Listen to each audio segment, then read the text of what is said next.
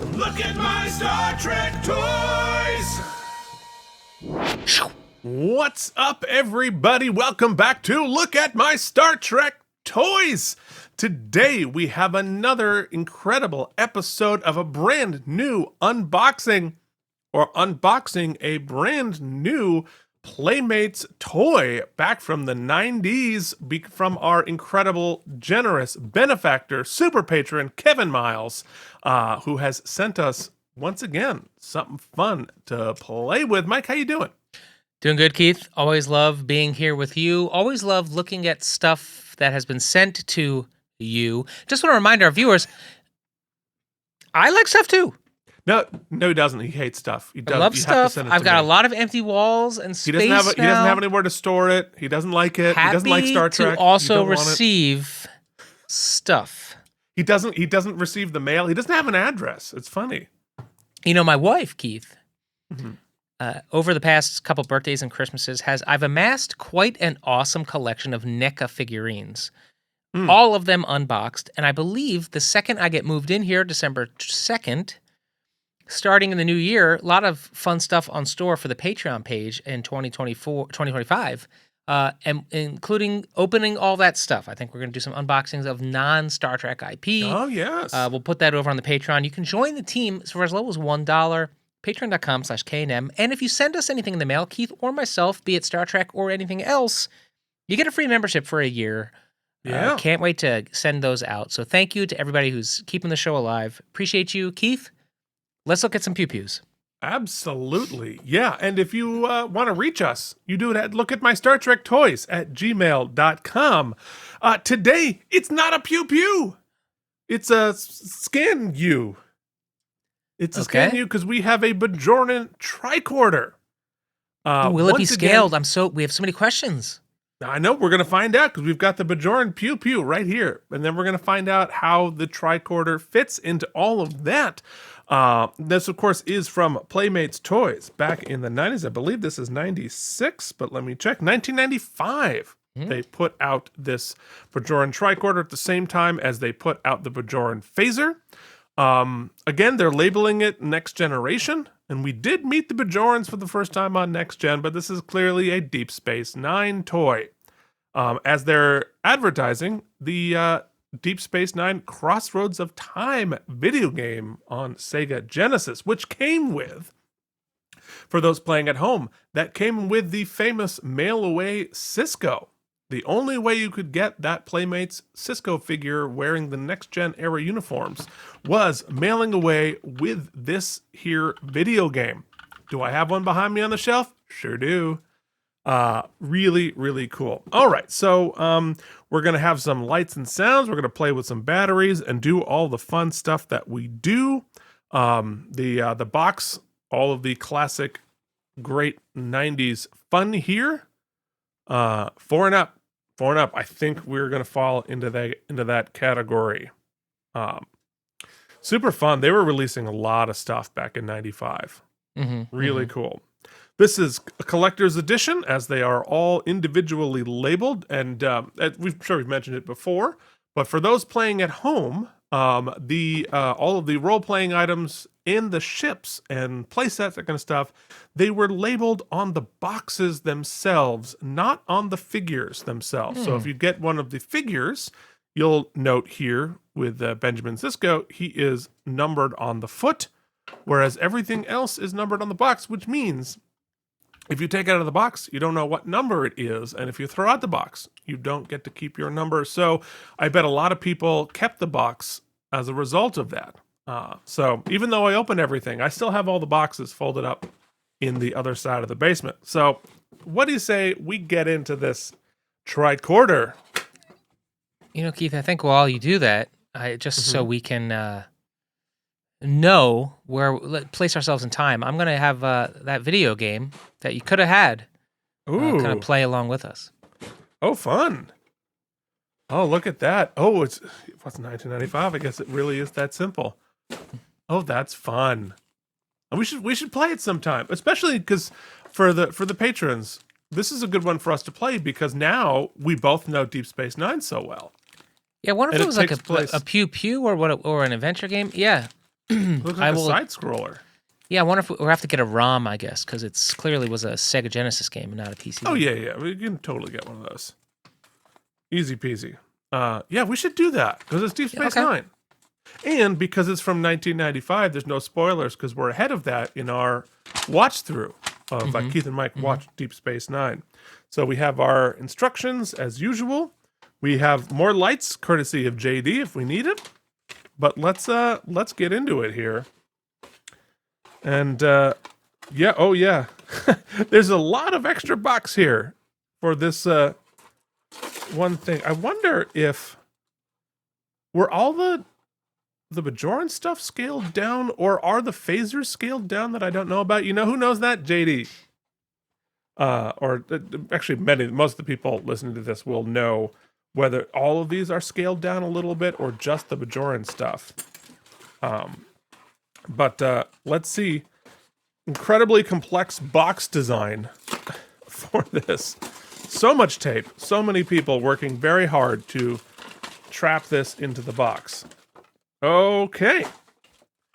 Here is our Bajoran Tricorder. Now we have some very dire looking warnings here. What does it say?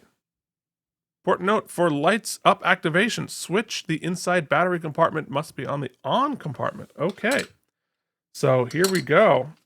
Let's take a look. That's right. Okay. So there is an on-off switch inside the battery compartment. Interesting that they bothered to do that, especially considering it's going to begin on the on position anyway because of the in-store test it out. But it's time for us to test it out. Let's see here. No, we got to play that game. That looks like super fun, Mike. Yeah, that's all I can look at, Keith. I'm sorry. I'm actually really distracted by it. All right. Well, we're gonna get. We will definitely play that game. All right. So let's get these. These are really tight in this era. These batteries. I don't want to force it because it's all a little bit brittle from being as old as they are, much like we are, Mike. All right. Mm-hmm. How many of you, just as a curiosity, leave in the comments how many people were screaming at their screens, telling me that I've got it backwards. But nonetheless, we are going to move forward. We're going to take off. Yeah, that was really. Well, that's too bad. This plastic is super brittle. Well, you know, much like Bajor, very, very beautiful. Little brittle. So, all right. So we have an on-off switch here. Oh god, now I'm afraid to do the on-off switch. Oh. See, this design is really interesting. Because if you see here, they have the on-off switch, but the switch is not the whole thing that looks like a switch. See, when it's up like that, you think you pull this whole thing down. Well, you don't. It's just this little piece on the bottom. So that is what's okay. So that's what was confusing. All right, so when you have that on, we have our screen lit up there, which is pretty cool. So we have now two buttons that function like such. So we have this one, which does that kind of a scan and keeps going for a very long time. And then we have this button, which is more, I wonder, hold on, does it say on the box what those two things are? Because I don't know if we've ever seen, we have seen these Bajoran Tricorders on Deep Space Nine, but have we seen it be operated? I bet we have. We must have, right? It has to be based on something. It looks small too, right? Well, it does feel a little small. Yeah, so, oh, there are three. Here's the other one.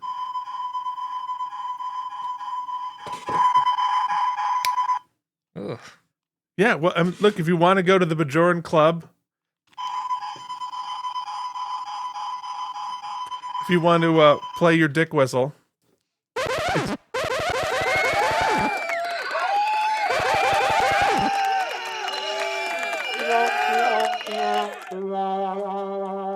I mean, I actually like the variety of the sounds. I like the tactile feel of the buttons, being able to do that. I like actually having an on-off switch on the controller here. It's interesting that it has 2 on-off switches, but I understand why. Because to have this on, you have the lights on, and I guess this way you don't accidentally leave that on. Why are there 2 on-off switches? Unclear.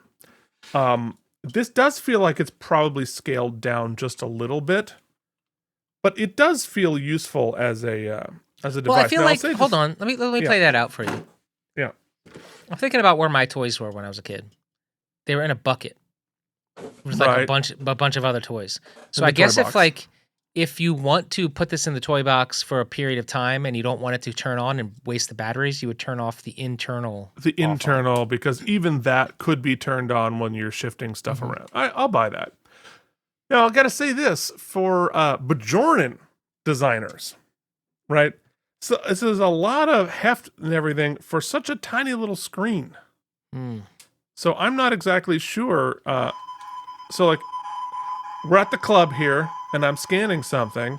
I've only got that tiny little box to look at, and when I look at it from head on, I don't see anything. So the only way to use this is I have to look sort of down it like this in order to see the screen. I don't know. I gotta say, Bajoran designers not great. Not great on the UI. Probably true, but let's be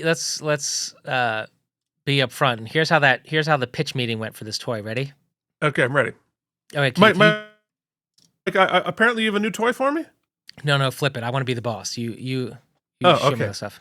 Okay, great. Mike, I've got this amazing idea.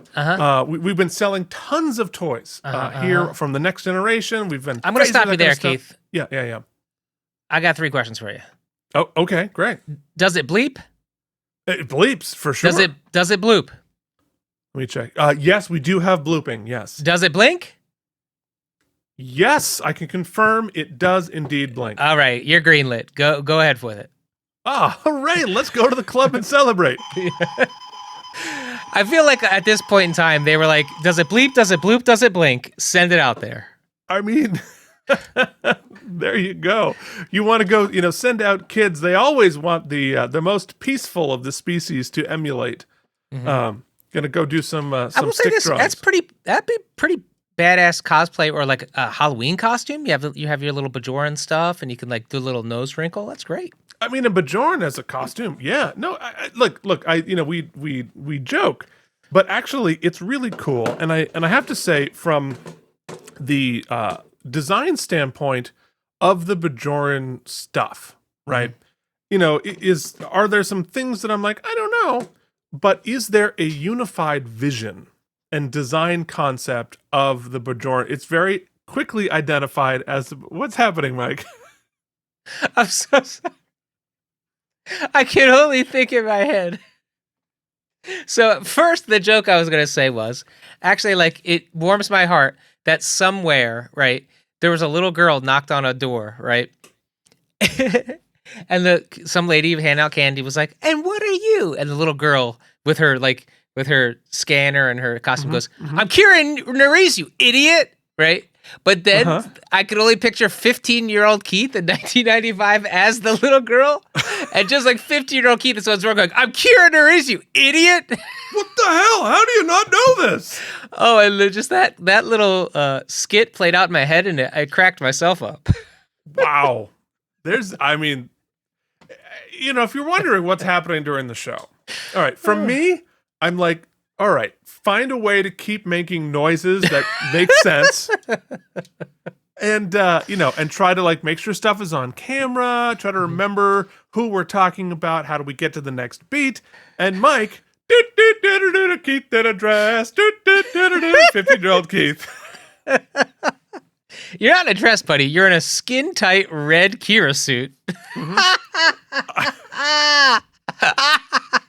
Trick-or-treating by yourself at 15, making the bleep bloop sounds, and then someone has the audacity to ask you what you are. I'm Kira, you idiot!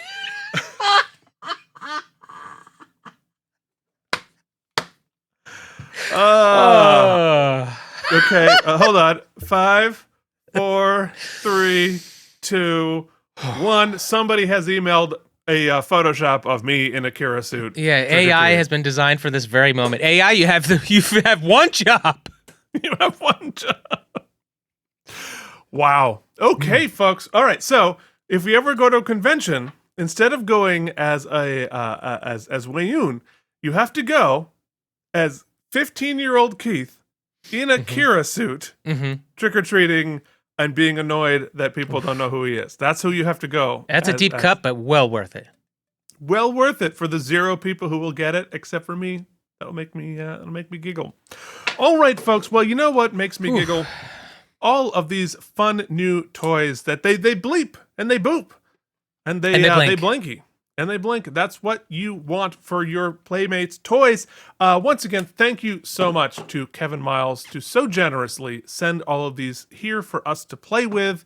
It's been a blast. We still have a few more things to look at, including one of them, I believe, has a surprise inside, but I do not know what the surprise is. So stay tuned next week or whenever we get to it here on our little Look at My Star Trek Toys show. If you would like to join us on Patreon, you can do that at patreon.com/K&M. You can join these amazing people who generously support the show financially or by sending stuff. You can reach us at lookatmystartrektoys@gmail.com. We will see you back here next week with another episode of Look at My Star Trek Toys. Can't believe I broke it.